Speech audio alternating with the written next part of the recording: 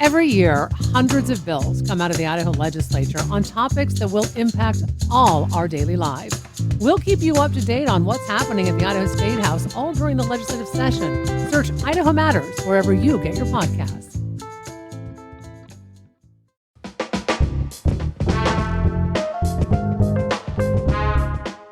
From Boise State Public Radio, this is The Connector. It's Idaho's Daily News. Good morning. I'm George Prentice. We've got a number of stories for you this morning. We'll tell you about protests, two of them outside the Boise VA Medical Center.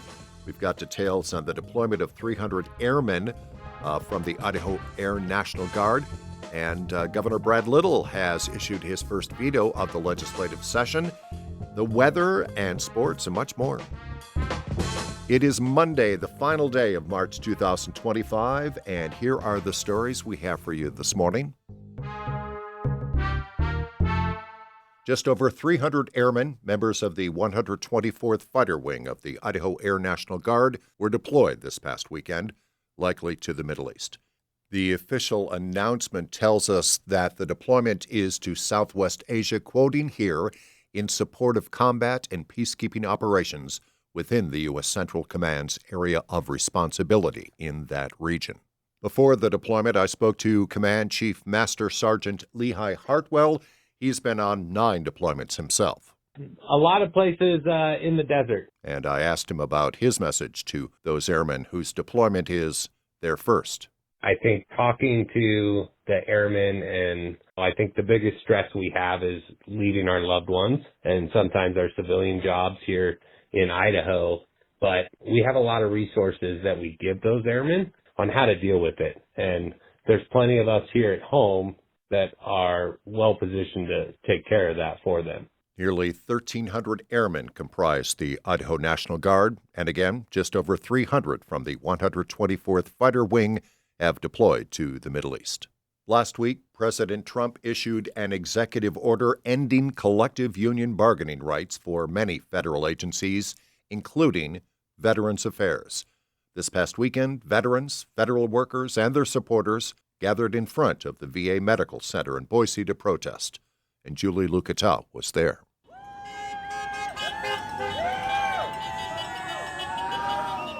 Most cars driving by the protesters answered the call to honk in support of the VA. We want to be heard, and we're here for the beeps. We're all about those beeps. Let's get those beeps, Toyota!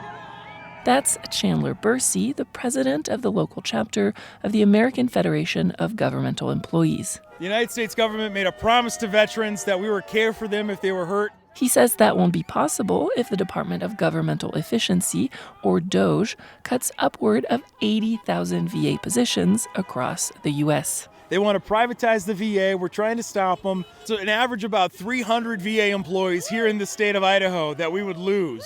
That's about a quarter of all VA workers in the state. Everybody is going to work with a cloud over their head, wondering, is this my last day at work?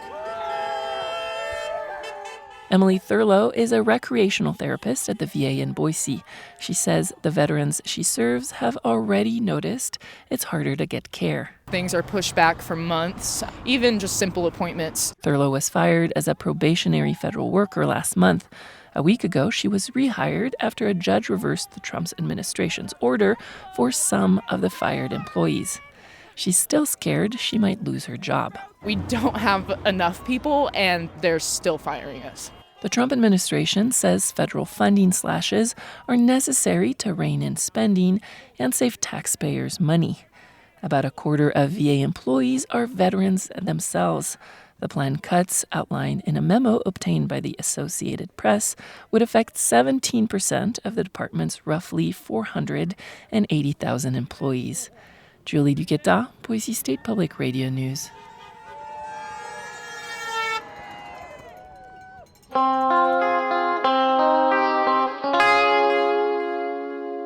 The Idaho legislature enters week number 13 today. Lawmakers had promised, at least to themselves, that they would have wrapped up a couple of weeks ago, but the legislature still has not done the one thing that the legislature constitutionally has to do, and that is set a budget.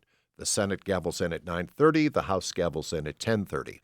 Meanwhile, Governor Brad Little has issued his first veto of the legislative session.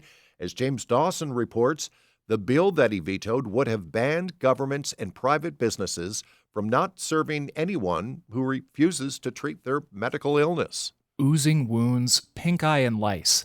These are just some of the visible conditions teachers, government workers, and private business owners would have had to ignore under the bill vetoed by Governor Little.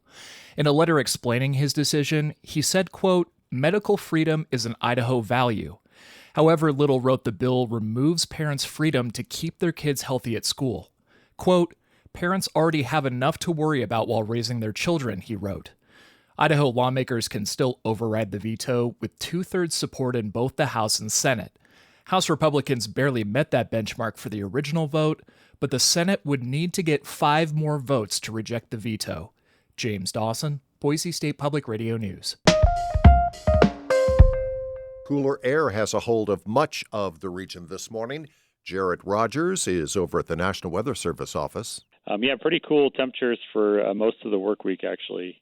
So a little below what our averages are for this time of year, which are close to around 60 degrees now. But, yeah, it's not unheard of seeing these types of temperatures at all, but definitely a little bit cooler than we're used to this time of year. Let's check rising rivers and streams in the region. Precipitation and the snowmelt have the Boise River running fast and deep.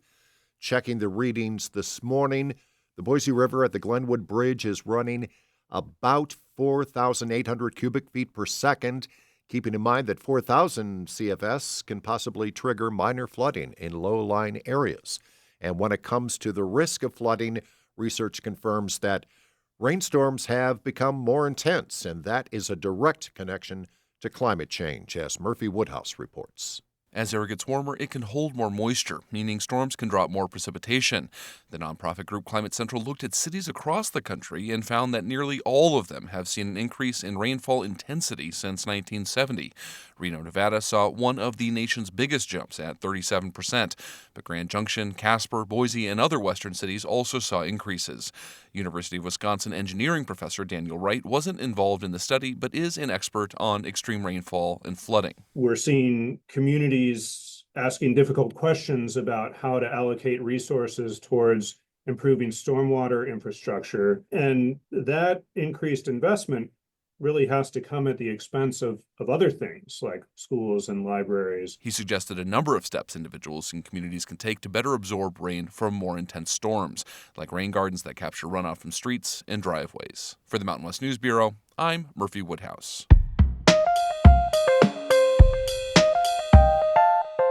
In sports, the Boise State men's basketball team is in action later today. You'll remember that the Broncos did not get an invite to the NCAA championships, but they are participating in something called the College Basketball Crown, a new single elimination tournament including 16 different teams. Things getting underway today in Las Vegas, where Boise State takes on George Washington. Head coach Leon Rice says it's a nice opportunity for his players to get together one last time. Like I told our guys once, sometimes in life you don't know when it's the last time you're going to talk to a friend or a relative. We know that this is going to be the last week we ever get to be together as a group. We're going to enjoy the heck out of it and make the most of it, and then we'll let the chips fall. Tip-off is 3 this afternoon. It will be televised on Fox Sports 1. And that is today's episode of The Connector. I'm George Prentice. We'll see you back here on Tuesday. To stay in touch between now and then, check out BoiseStatePublicRadio.org or download the free Boise State Public Radio app. And thanks for listening.